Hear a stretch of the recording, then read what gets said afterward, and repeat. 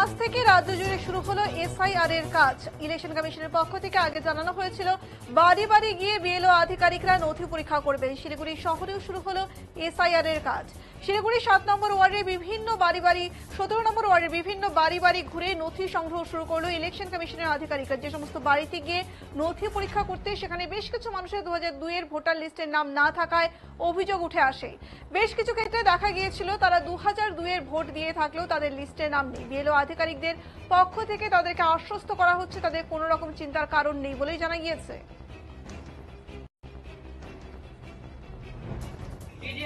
এইবার তুমি করবে এখানে এটা আছে 2002 এর যেহেতু তোমার নাম নাই, আচ্ছা তুমি এক প্রয়োজন হিসাবে তোমার মা হিসাবে তোমার এখানে তোমার মায়ের নামটা লিখবা।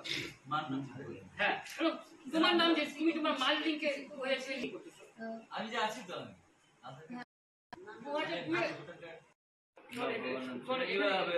কল্যাণ ঘোষ নাম হবে আর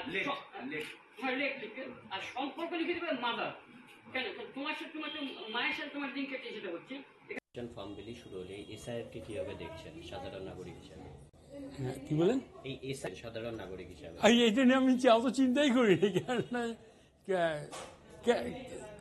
মানে এটা কি ফল্ট আমরা জানি যে আমরা এখানেই জন্ম, আমাদের এখানেই আমরা এখানেই থাকবো। মানে কি মনে করছেন প্রক্রিয়াকে স্বাগত? হ্যাঁ, না এটা নিয়ে কি ভাবছি, এটা আমি ভাবছি যে ঠিকই করছে, আবার কি হ্যাঁ এটা করা দরকারও।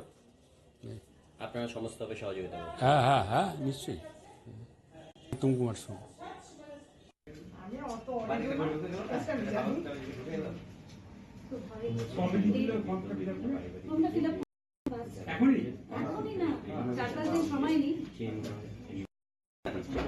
ফর্ম দিয়ে